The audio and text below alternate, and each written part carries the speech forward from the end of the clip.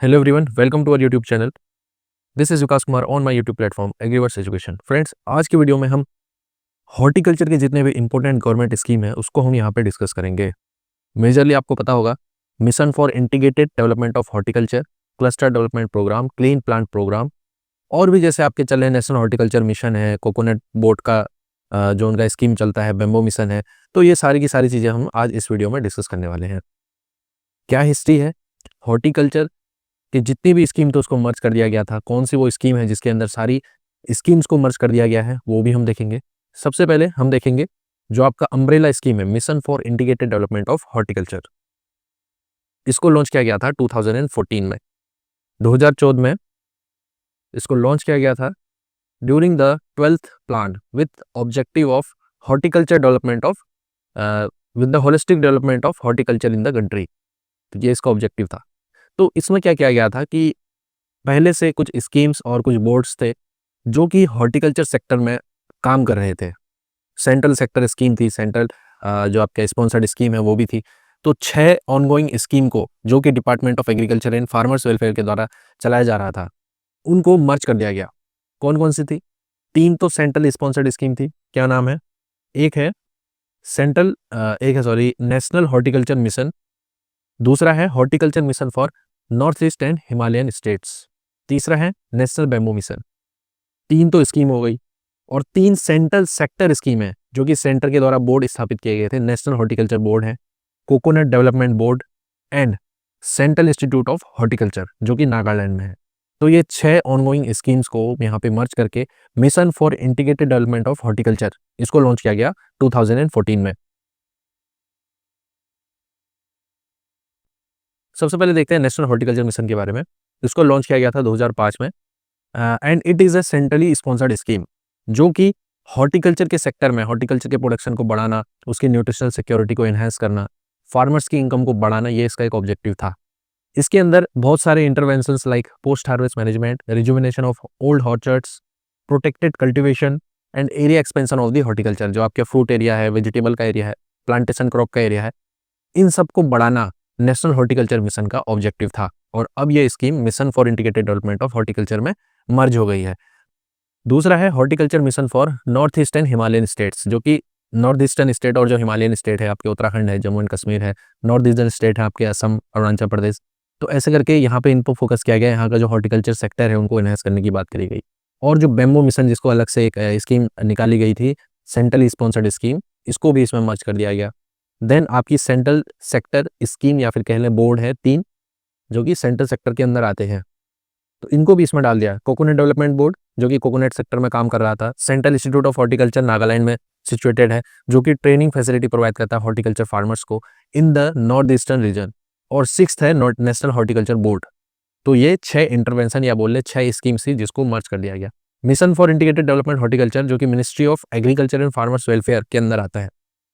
तो इसने अभी तक 49 सेंटर ऑफ एक्सीलेंस इतना यहाँ पे अप्रूव किया है और लास्ट 3 सेंटर ऑफ एक्सीलेंस को अप्रूव किया था गवर्नमेंट ने 2023 मार्च में। कौन कौन से थे? एक था आपका कमलम, आपको पता होगा कमलम एक यहाँ पे नाम चेंज कर दिया, या बोल सकते हैं कि हिंदी में उसका नाम बना दिया गया ड्रैगन फ्रूट का।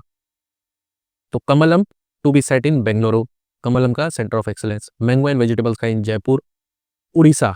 देखो जयपुर अलग है, जयपुर अलग है, ये उड़ीसा में है। एंड वेजिटेबल एंड फ्लावर्स का साउथ गोवा। तो 3 सेंटर ऑफ एक्सीलेंस को रिसेंटली यहाँ पे खोला गया है। अब आते हैं मेन ऑब्जेक्टिव पे, जो कि आपको एग्जाम में आप हो सकता है कि सब्जेक्टिव क्वेश्चन आ जाए, आंसर राइटिंग वाले क्वेश्चन नाबार्ड के एग्जाम में या यूपीएससी के एग्जाम में। तो जहाँ पे आपका सब्जेक्टिव आ रहा है वहाँ पे आपको ऑब्जेक्टिव लिखने का यहाँ पे जरूरत पड़ेगी। तो यहाँ पे क्या क्या ऑब्जेक्टिव है? पहला है हॉर्टिकल्चर सेक्टर की ग्रोथ को बढ़ाना including the bamboo and coconut. आप सोचेंगे कि बेम्बो और कोकोनट तो अलग से है, ये प्लांटेशन क्रॉप्स में आते हैं।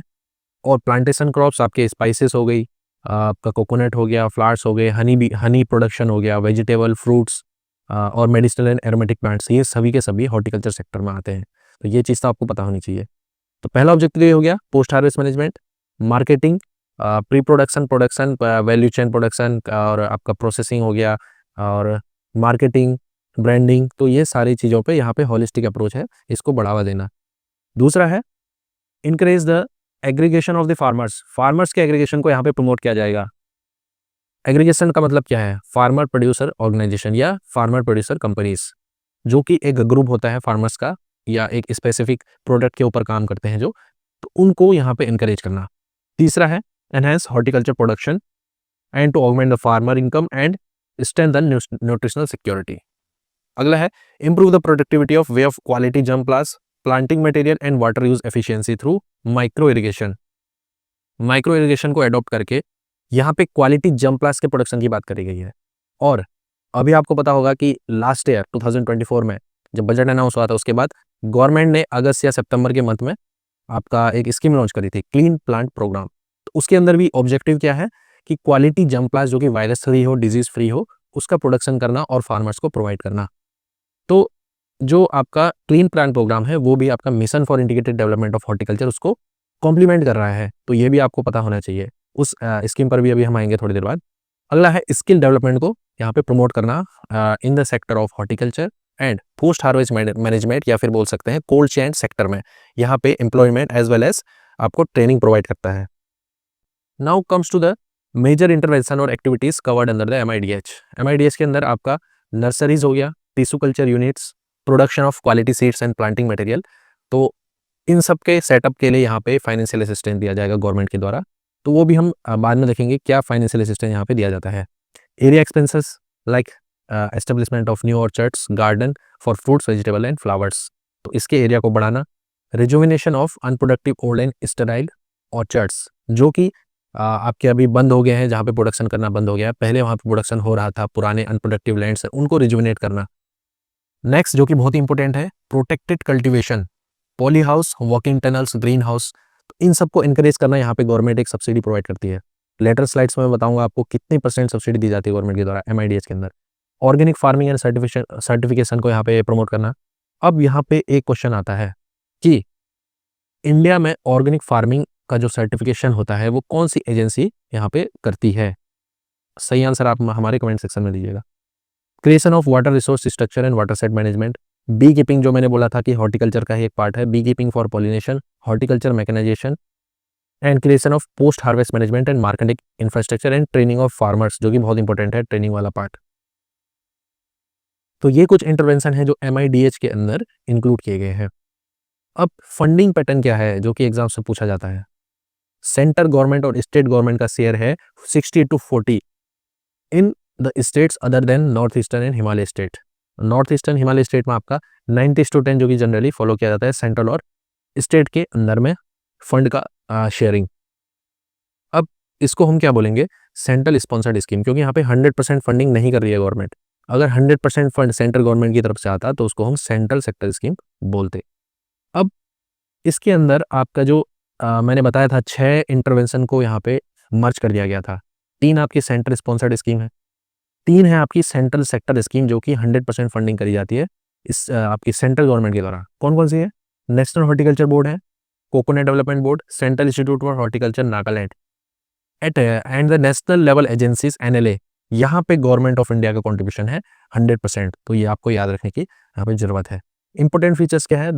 ये जो मिशन है आपका प्राइमरली फोकस करता है प्रोडक्टिविटी एंड प्रोडक्शन पे through the adoption of improved and appropriate technologies for ensuring quality and genetic upgradation and जितने भी आपके क्लाइमेट चेंज हो रहा है उसके अनुसार क्रॉप के एक कल्टीवार को जनरेट करना या उसका डेवलपमेंट करना जो कि नए क्लाइमेट को अडॉप्ट कर पाए। अब यहाँ पे स्पेशल एम्फेसिस उसको दिया गया है एरिया बेस्ड क्लस्टर अप्रोच। अब यहाँ पे एक टर्म आ गई आपकी क्लस्टर, तो क्लस्टर वाला जो पोर्शन है ये एक अलग से इसका एक सब स्कीम है MIDH का, क्लस्टर डेवलपमेंट प्रोग्राम। उसको अभी हम देखेंगे कि क्लस्टर क्या है। क्लस्टर डेवलपमेंट प्रोग्राम में यहाँ पे क्या क्या उसके इंपॉर्टेंट ऑब्जेक्टिव्स हैं और कौन कौन से क्लस्टर यहाँ पे बनाए गए हैं गवर्नमेंट ऑफ इंडिया के द्वारा। तो पर्टिकुलर इसमें होता क्या है कि जो इंडिया का डिफरेंट एग्रोक्लाइमेटिक जोन्स है, एग्रोक्लाइमेटिक कंडीशंस हैं, अलग अलग क्रॉप्स उगाई जाती हैं and it varies from state in from region. तो पर्टिकुलरली उस रीजन के लिए कौन सा फ्रूट यहाँ पे ग्रो किया जाएगा। जैसे नासिक का एरिया, वहाँ पे ग्रेप्स का बहुत अच्छा प्रोडक्शन होता है, तो ग्रेप्स के का एक क्लस्टर बना दिया गया है नासिक में। वैसे ही आपका पाइनएप्पल है उसका मेघालय में बना दिया गया है। तो ऐसे करके बहुत सारे क्लस्टर्स बनाए गए हैं, उसको हम लेटर ऑन डिस्कस करेंगे। क्लस्टर अप्रोच एग्रीगेशन पे भी यहाँ पे किया गया FPO FPC, इसके बेसिस पे नर्सरी यूनिट को अपग्रेड करना, तो जो हमने पहले डिस्कस किया था टिश्यू कल्चर वगैरह एंड प्रोटेक्टेड कल्टीवेशन, इन सब के लिए यहाँ पे फाइनेंशियल असिस्टेंस दिया जाएगा। अब मेन चीज़ पे आते हैं। जनरली आपको याद रखना है कि MIDH जो स्कीम है उसमें आपको 50% ऑफ द कॉस्ट, जो आपका प्रोजेक्ट कॉस्ट है उसका 50% दिया जाएगा प्राइवेट सेक्टर को। पब्लिक सेक्टर को 100% ऑफ द टोटल कॉस्ट दिया जाएगा। ये आपको याद रखने वाली बात है। अब हर केस में आपका 50% सब्सिडी तो है, बस वहाँ पे क्राइटेरिया थोड़ा चेंज हो जाता है। जैसे सीड इंफ्रास्ट्रक्चर है, सीड इंफ्रास्ट्रक्चर जैसे आपका नर्सरी है या कुछ ऐसा जहाँ पे आपको टिश्यू कल्चर करना है या जो भी करना है, तो उस चीज़ के लिए वहाँ पे पब्लिक सेक्टर को 100% असिस्टेंस दिया जाएगा एंड प्राइवेट सेक्टर को 50% of the total project will be given as a subsidy. Vegetable and seed production vegetable seed production के लिए यहाँ पे 100% पब्लिक सेक्टर के लिए दिया जाएगा एंड प्राइवेट के लिए 50%, same as in case of above. पर यहाँ पे मैक्सिमम एरिया कितना है? 5 हेक्टेयर पर बेनिफिशियरी, इतना ही कवर किया जाएगा। मैक्सिमम यहाँ पे कैपिंग 5 हेक्टेयर्स की है। एक और चीज़ इंक्लूड है यहाँ पे, इंपोर्ट ऑफ प्लांटिंग मटेरियल। अगर आप प्लांटिंग मटेरियल को इंपोर्ट करते हैं तो यहाँ पे असिस्टेंस दिया जाता है and it will be 100% of the cost to the state government PSUs under national horticulture mission and horticulture mission for north eastern and Himalaya state and national horticulture board, जो कि इसकी सब स्कीम है MIDH की। तो यहाँ पे जो प्राइवेट सेक्टर है वो प्लांटिंग मटेरियल को इंपोर्ट नहीं कर सकते, सिर्फ स्टेट गवर्नमेंट और PSUs जो हैं उनको ही यहाँ पे असिस्टेंस दिया जाएगा। अगर प्राइवेट सेक्टर प्लांटिंग मटेरियल को इंपोर्ट करिए तो उस पर वहाँ पे उनको कोई असिस्टेंस प्रोवाइड नहीं किया जाएगा। अब गुड एग्रीकल्चर प्रैक्टिसेस, जो कि आपको नेचुरल फार्मिंग को प्रमोट कर रही हो, सस्टेनेबिलिटी को यहाँ पे प्रमोट कर रही हो, तो वो सारी प्रैक्टिसेस को गुड एग्रीकल्चर प्रैक्टिसेस में कवर किया जाता है। तो जो फार्मर्स गुड एग्रीकल्चर प्रैक्टिसेस को अडॉप्ट कर रहा है और उसका सर्टिफिकेशन किया है, तो उस फार्मर को बेटर प्राइस भी मिलेगा in domestic as well as international market. तो यहाँ पे असिस्टेंस है 50% of the cost for the maximum area of 4 hectares per beneficiary. तो ऊपर भी हमने देखा था जो वेजिटेबल सीड प्रोडक्शन वाला था, यहाँ 5 हेक्टेयर्स था, आपने देखा होगा मैक्सिमम। और गुड एग्रीकल्चर प्रैक्टिसेस के केस में 4 हेक्टेयर मैक्सिमम कैपिंग है। उससे ज़्यादा अगर वो कर रहा है, ठीक है, वो कर रहा है, अच्छी बात है, पर सब्सिडी उसको 4 हेक्टेयर पर ही मिलेगी मैक्सिमम। अब इसका जो एक मेजर कंपोनेंट है promotion of protected cultivation. Protected cultivation का मतलब क्या है कि आपका ऑफ सीजन में आप ग्रोइंग कर सकते हैं वेजिटेबल्स की, फ्रूट्स की, ताकि उसका मार्केट में एक अच्छा प्राइस मिल पाए फार्मर्स को। तो होता क्या है प्रोटेक्टेड कल्टीवेशन में, यहाँ पे हम जो ऑस्मोटिक रेगुलेशन है, टेम्परेचर है, ह्यूमिडिटी है, उसका रेगुलेशन करते हैं, आर्टिफिशियली रेगुलेट करते हैं और अकॉर्डिंग टू द क्रॉप वहाँ पे उसको एक ऐसा माइक्रो क्लाइमेट प्रोवाइड किया जाता है जिससे उसका प्रोडक्शन इंक्रीज हो जाए और वो ऑफ सीजन में भी ग्रो हो पाए। तो जब से ये स्कीम आई है, इट हैज़ बीन आपका 2014 में आई थी और आपका ऑलमोस्ट 10 साल हो गए इसको। तो 10 साल में 2.51 लैक्स हेक्टेयर्स इतना लैंड यहाँ पे कवर कर दिया गया है प्रोटेक्टेड कल्टीवेशन के अंदर। प्रोटेक्टेड कल्टीवेशन में आपके क्या क्या आते हैं? ग्रीन हाउस स्ट्रक्चर्स आते हैं, वॉकिंग टनल्स आते हैं, और आपका जैसे आप मल्चिंग करते हैं तो उसके लिए भी यहाँ पे एक सब्सिडी दी जाती है। तो यहाँ पे क्या है, असिस्टेंस का जो क्राइटेरिया है वो हर केस में अलग अलग है। जैसे मैं यहाँ पर दिखा देता हूँ आपको, ग्रीन हाउस स्ट्रक्चर, इसका स्क्रीनशॉट ले सकते हैं आप, एग्जाम्स में पूछा जा सकता है। ग्रीन हाउस स्ट्रक्चर्स के लिए 50% of the maximum permissible cost and maximum area पर बेनिफिशियरी कितना है? 4000 मीटर स्क्वायर, ठीक है। और शेड नेट हाउस है, वॉकिंग टनल्स है, इन तीनों के लिए सेम क्राइटेरिया है। प्लास्टिक टनल्स के लिए 50%। देखिए पैटर्न ऑफ असिस्टेंस आपका सब में 50% है, बस वहाँ पे जो मैक्सिमम कैपिंग है कि कितना एरिया तक उसको सब्सिडी दिया जाएगा, तो वो हर केस में अलग अलग है। प्लास्टिक टनल के लिए मैक्सिमम है 1000 मीटर स्क्वायर। एंटी बर्ड्स का जो नेट बनाया जाता है उसके लिए है 5000 मीटर स्क्वायर।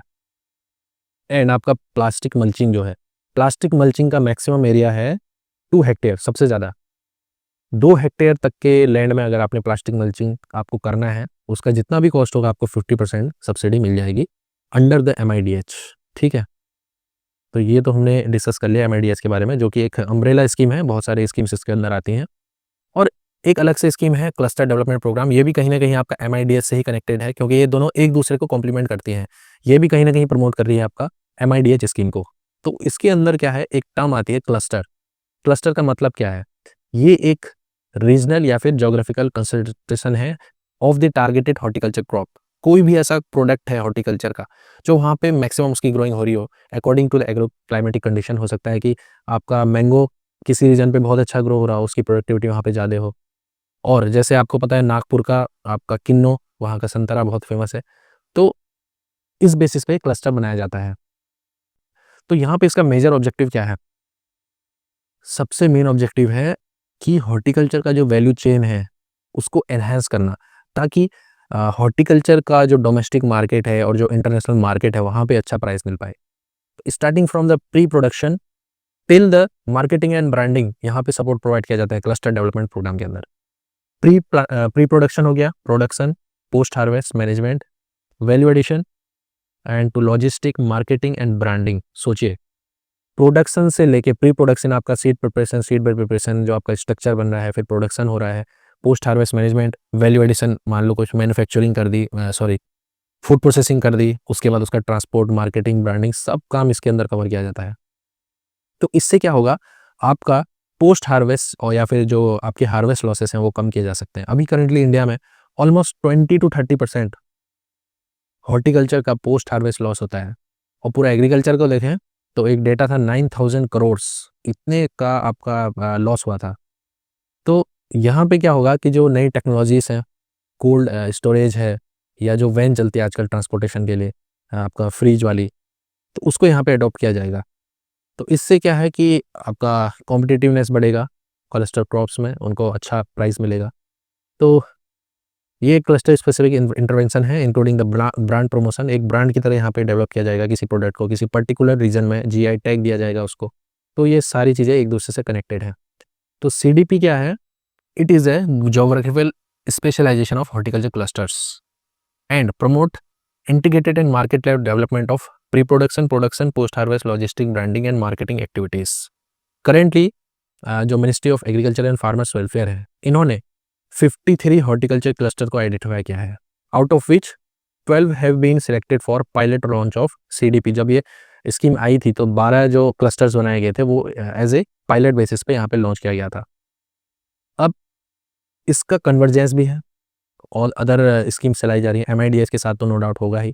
इसके साथ साथ जो एग्रीकल्चर मिनिस्ट्री का एग्रीकल्चर इंफ्रास्ट्रक्चर फंड है, उसके तहत आपको पता होगा इंटरेस्ट सबवेंशन दिया जाता है अप टू 2 करोड़, 3% का interest subvention up to 2 crore तक के लोन। और जो सीजीटीएमएससी होता है, credit guarantee trust fund for small and micro enterprises, तो उसका जो पैसा प्रीमियम हमको देना पड़ता है वो गवर्नमेंट उसको रिम्बर्स करके वापस दे देती है under the agriculture infrastructure fund.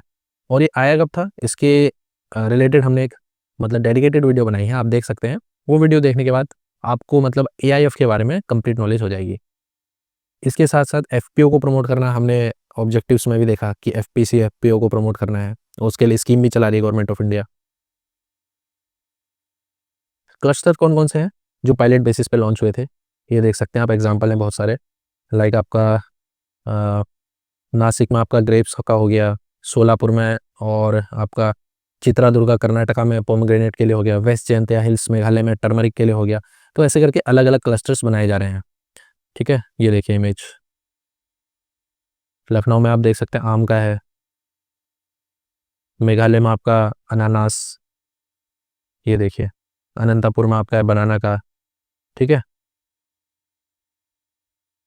अब इस स्कीम के फीचर्स क्या क्या है उसको हमको देखना पड़ेगा कि इस प्रोग्राम को इम्प्लीमेंट कैसे किया जाता है। And this programme majorly focuses on the farmer produce organizations as well as traders, agribusiness enterprises, logistic players, retailer, processor, exporter, everything will be covered. आपका पब्लिक सेक्टर है, प्राइवेट सेक्टर है, सबको cover किया जाएगा। क्योंकि इसमें क्या कवर हो रहा है, प्री प्रोडक्शन, प्रोडक्शन, आपका post harvest management, value addition, आपका लॉजिस्टिक, मार्केटिंग, ब्रांडिंग। तो इससे रिलेटेड जितने भी प्लेयर्स होंगे सबको यहाँ पे कवर किया जाएगा। ठीक है, and it will be implemented through specialise implementing agency. यहाँ पे काम किसका होगा, इम्प्लीमेंटिंग एजेंसीज का। स्कीम के अंदर 3 वर्टिकल्स बनाए जाएंगे, एक होगा प्री प्रोडक्शन एंड प्रोडक्शन, ये दूसरा होगा post harvest management and value addition, and logistic, marketing and branding. तो 3 वर्टिकल्स बनाए जाएंगे। अब इसको तो यहाँ पे एक्सप्लेन करने की जरूरत नहीं है। प्री प्रोडक्शन प्रोडक्शन में आपका आ जाएगा कि फार्मर का ट्रेनिंग हो गया स्टार्टिंग, फिर उसके बाद प्रोडक्शन कवर किया जाएगा, planting material, crop care practices, farm mechanisation to लेके आपका हार्वेस्टिंग तक। पोस्ट हार्वेस्ट में आपका पैकेजिंग कैसे, उसको स्टोर करना है, वैल्यू एडिशन कैसे करना है, लॉजिस्टिक आपका ट्रांसपोर्ट वगैरह, लॉजिस्टिक क्लस्टर ब्रांडिंग, मार्केट में आपका एक्सपोर्ट कैसे करना है, तो ये सारी चीज़ें कवर होंगी। एंड सबसे इंपॉर्टेंट बात यहाँ पे क्या है कि national horticulture board it will provide financial assistance and supervise the overall implementation of the programme. तो अल्टीमेटली ये क्या है, MIDH का ही पार्ट है, नेशनल हॉर्टिकल्चर बोर्ड, जो कि मिनिस्टर ऑफ इंटीग्रेटेड आपका mission for integrated development of horticulture के अंदर आता है। तो CDA या बात कर ले हम क्लस्टर डेवलपमेंट प्रोग्राम, ये कहीं ना कहीं आपको MIDH को प्रमोट कर रही है। A government public sector entity recommended by state and central government shall be appointed as cluster development agency। हर एक क्लस्टर में क्लस्टर डेवलपमेंट एजेंसी को रिकमेंड किया जाएगा गवर्नमेंट ऑफ इंडिया के द्वारा। अब इसका इम्प्लीमेंटेशन स्ट्रक्चर क्या है ये मैं बता देता हूँ। और मोस्ट प्रोबेबल चांसेस हैं आपके कि जो नाबार्ड का एग्जाम है वहाँ पे पूछा जा सकता है, ऑब्जेक्टिव्स में पूछा जा सकता है। और लास्ट ईयर शायद इसे एक क्वेश्चन भी आया था।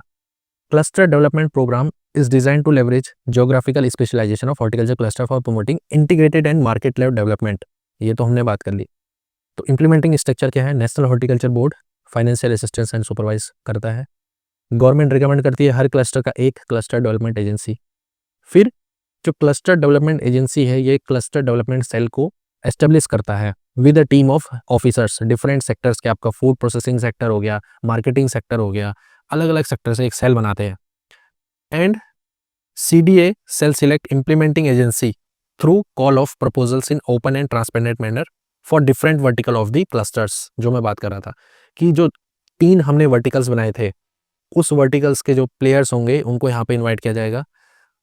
हो सकता है वो कोई डिपार्टमेंट भी हो सकता है, स्टेट का डिपार्टमेंट, तो उन लोगों को इम्प्लीमेंटिंग एजेंसी की तरह यहाँ पे काम करना पड़ेगा।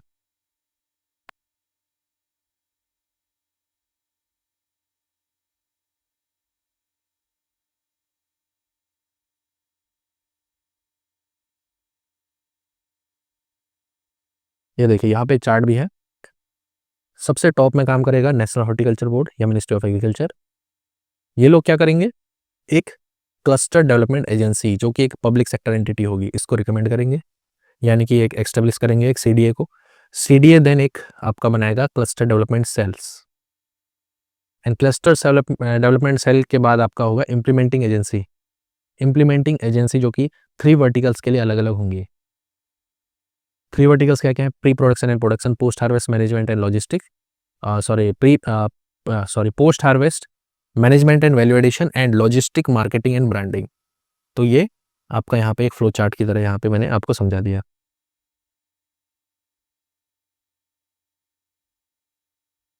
ये इसको आप हो सकता है तो स्क्रीनशॉट भी ले सकते हो, ये बहुत इंपॉर्टेंट यहाँ पे स्लाइड है। क्लस्टर कैटेगरी को यहाँ पे कैसे बनाया गया है क्लस्टर डेवलपमेंट प्रोग्राम में। 3 कैटेगरीज हैं, mega, MIDI and mini. Sorry mid है, ये गलती से आ गया, मेगा, मिड एंड मिनी। तो मेगा वाली जो कैटेगरी है इसमें एरिया कितना होगा, मोर देन 15,000 हेक्टेयर्स, इतने के एरिया के क्लस्टर को मेगा कहा जाएगा। मिड वाले को बोला जाएगा 5,000 हेक्टेयर से 15,000 hectares, and mini below the 5,000 hectares, इतने के एरिया के क्लस्टर्स को मिनी क्लस्टर्स कहा जाएगा। अब फाइनेंशियल असिस्टेंस कितना दिया जाएगा पर क्लस्टर, ये भी इंपॉर्टेंट है। मेगा के केस में 100 करोड़, मिड के केस में 50 करोड़ एंड मिनी के केस में 25 करोड़। तो ये दोनों चीज़ें आपको याद रखनी है, फाइनेंशियल असिस्टेंस मैक्सिमम परमिसिबल कितना है वो, और जो क्लस्टर का क्लासिफिकेशन है on the basis of area. तो ये दोनों चीज़ें आपको याद करनी पड़ेंगी। अब फंड रिलीज की बात कर रहे हैं, ये आप अपने सब्जेक्टिव में लिख सकते हैं कि जो फंड है एडमिनिस्ट्रेटिव एक्सपेंसेस के लिए CDA यूटिलाइज करता है 5% of the financial assistance, and for disbursement to implementing agency national horticulture board cell release an amount of 30% of maximum financial assistance approve for the given clusters. और यहाँ पे मैंने लिखा भी है, इंक्लूड भी किया है कि कितने मंथ में कितना कितना पोर्शन यहाँ पे रिलीज करना पड़ेगा। देखिए पहला इंस्टॉलमेंट आपका 30% of the total financial assistance, like in case of mini clusters वहाँ पे कितना है 25 करोड़। तो 25 करोड़ का 30% within 12 months from the date of approval यहाँ पे रिलीज करना पड़ेगा। ठीक है, देन नेक्स्ट 12 महीने बाद 30% रिलीज करना पड़ेगा, फिर और नेक्स्ट 12 मंथ्स बाद आपका 30%। देन जो 4th इंस्टॉलमेंट है वो भी 12 महीने बाद जितना भी आपका बचता है 10%, तो इसको रिलीज़ कर दिया जाएगा। तो टोटल यहाँ पे 48 मंथ्स यानी कि 4 साल यहाँ पे लगते हैं। तो 4 साल में आपका 100% जो फंड है उसको रिलीज़ कर दिया जाता है क्लस्टर्स में।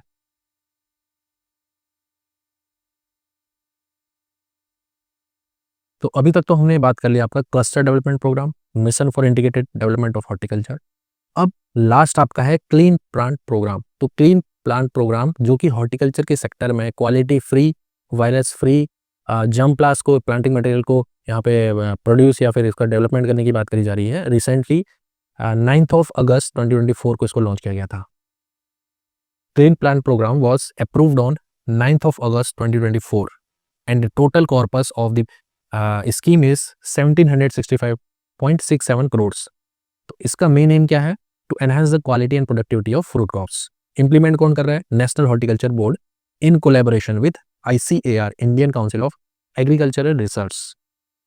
तो CPP क्या है? ये कॉम्प्लीमेंट कर रहे हैं, मैंने बता दिया MIDH को, जो कि 2014-15 से चल रही है। MIDH बहुत सारे वाइड रेंज ऑफ क्रॉप्स को कवर करता है। इसको हमने बोल दिया आपको, fruits, vegetables, root and tuber crops, mushrooms, spices, flowers, aromatic plants, coconut, cashew, bamboo and cocoa. तो क्लीन प्लांट प्रोग्राम के अंदर आपका वायरस फ्री, आपका हेल्दी प्लांट्स मटेरियल को दिया जाएगा फार्मर्स को। और जो एक ब्रॉडर इनिशिएटिव है mission lifestyle for environment and one health approach, इसको ये प्रमोट करेगा bye promoting the sustainable development of horticulture sector. तो यहाँ पे एक कार्ड है, इसको आप देख सकते हैं इन्फोग्राफ से। इसके अंदर 9 world class state of art clean plant centres बनाए जाएंगे अक्रॉस द इंडिया, और सर्टिफिकेशन प्रोसेस और इंफ्रास्ट्रक्चर सपोर्ट दिया जाएगा नर्सरीज को। Clean plant programme scheme will provide the access to virus free high quality planting materials to the farmers regardless of their land holding size और socio economic status. यहाँ पे कोई भेदभाव नहीं किया जाएगा कि फार्मर गरीब है, उसके पास ज़मीन कितनी है, उसका लैंड होल्ड स्मॉल है, मार्जिनल फार्मर्स है, उसको ही दिया जाएगा, ऐसा कोई क्राइटेरिया नहीं है। यहाँ पे सभी फार्मर्स को virus free high quality planting material provide किया जाएगा। तो इसके अंदर मैं यहाँ पे दिखा देता हूँ की बेनिफिट्स किस किस को मिलेंगे। यहाँ पे 4 पार्ट है। एक तो है फार्मर पर्सपेक्टिव से, एक है नर्सरी, कंज्यूमर, एक्सपोर्ट। तो फार्मर को यहाँ पे क्रॉप यील्ड उसकी बढ़ेगी अगर उसको virus free superior planting material दिया जाएगा। उसके जो क्रॉप्स है उसमें इन्फेस्टेशन नहीं होगा, प्लांट की हेल्थ अच्छी होगी और अल्टीमेटली क्रॉप का यील्ड यहाँ पे इंक्रीज होगा। And it enhance the income opportunity, market में अच्छा प्राइस मिलेगा। अल्टीमेटली वायरस फ्री है, हेल्दी प्लांट है, क्वालिटी बहुत अच्छी है, सुपीरियर क्वालिटी है, तो अल्टीमेटली उसको अच्छा इनकम मिलेगा। नर्सरीज के केस में सर्टिफिकेशन प्रोसेस यहाँ पे किया जाएगा एंड इंफ्रास्ट्रक्चर सपोर्ट दिया जाएगा for the cleaning of nurseries, और जो प्लांटिंग मटेरियल है वो अच्छा दिया जाएगा उनको। कंज्यूमर के पर्सपेक्टिव से उनको अच्छा फ्रूट मिलेगा, अच्छा प्रोडक्ट मिलेगा, वायरस फ्री प्रोडक्ट मिलेगा जिसका टेस्ट भी अच्छा होगा, अपीयरेंस भी अच्छा होगा, as well as nutritional value यहाँ पे इंक्रीज होगी। और लास्ट में आपका है एक्सपोर्ट। एक्सपोर्ट में क्वालिटी मटेरियल आपको अच्छा दाम मिलेगा उसका। क्लीन प्लांट सेंटर्स यहाँ पे बनाए जाएंगे, मैंने बोला था ना, state of art clean plant centres will be established. And कौन कौन से हैं प्रपोज्ड? ग्रेप का बनाया जाएगा पुणे में, temperate fruits like apple, almond, walnuts, इसका होगा CITH Srinagar and Mukteshwar. Citrus fruit का Nagpur and arid horticulture Bikaner. Mango and guava, avocado, इसका हॉर्टिकल्चर रिसर्च इंस्टीट्यूट बेंगलुरु में। Central institute of sub tropical horticulture, mango, guava, lychee Lucknow. Pomegranate का NRC Solapur. Tropical sub tropical food का in eastern India. तो 9 state of art centre clean plant programme centres बनाए जाएंगे। तो ये भी एक इम्पोर्टेंट है। अब स्कीम ये ऑलमोस्ट आपकी खत्म हो ही गई है। एक चीज़ बच गई है कि इसके सर्टिफिकेशन का part, certification and legal framework. यहाँ पे जितना भी सर्टिफिकेशन सिस्टम होगा, रेगुलेटरी मेजर्स होंगे, वो इंप्लीमेंट करे जाएंगे under the seed act of 1966। ठीक है, तो ये भी एक पार्ट है। अब यहाँ पे मैंने कुछ एक इंपॉर्टेंट डेटा इंक्लूड किया है। रिसेंटली आपका 3rd एडवांस एस्टीमेट आया हॉर्टिकल्चर का of 2023-2024 horticulture estimates. Total horticulture production है आपका 353 मिलियन टन्स, वेजिटेबल प्रोडक्शन है 205 million tons and food production है 112 मिलियन टन्स। टॉप स्टेट्स की बात करें, अलग अलग आपके फील्ड में हॉर्टिकल्चर के जो सेक्टर्स हैं हॉर्टिकल्चर ओवरऑल यूपी टॉप कर रहा है, फ्रूट्स में आंध्र प्रदेश, वेजिटेबल्स में UP, plantation Karnataka, aromatic plant में आपका राजस्थान है, स्पाइसेस में कौन है भाई top? Madhya Pradesh, not Rajasthan, Madhya Pradesh, honey production में यूपी, फ्लावर प्रोडक्शन लूज और कट दोनों की हम बात कर रहे हैं, तमिलनाडु इज इन टॉप। ठीक है, तो ये हॉर्टिकल्चर का एक सिनेरियो यहाँ पे मैंने इंक्लूड भी कर दिया पीडीएफ में कि आपका जो डिफरेंट फ्रूट्स हैं उसका कितना प्रोडक्शन था लास्ट ईयर और अभी जो थर्ड एडवांस एस्टिमेट आया है उसमें कितना है। देखिए सारी क्रॉप्स यहाँ पे इंक्लूडेड है हॉर्टिकल्चर के। तो फ्रेंड्स ये वीडियो थी, आई होप ये वीडियो आपको हेल्प करेगी आपके अपकमिंग एग्जाम्स में। तो दोस्तों आज के लिए बस इतना ही। और एक चीज़ और, आप लोगों को अगर कोई भी स्कीम से यहाँ पे वीडियो चाहिए, हॉर्टिकल्चर की हो, एग्रीकल्चर की हो, रूरल डेवलपमेंट या कोई भी स्कीम गवर्नमेंट की, तो उस पर हम वीडियो बनाएंगे। आप अपना सजेशन दे सकते हैं हमारे कमेंट बॉक्स में। तो दोस्तों आज के लिए बस इतना ही, मिलता हूँ next time. Till then tata bye bye and take care.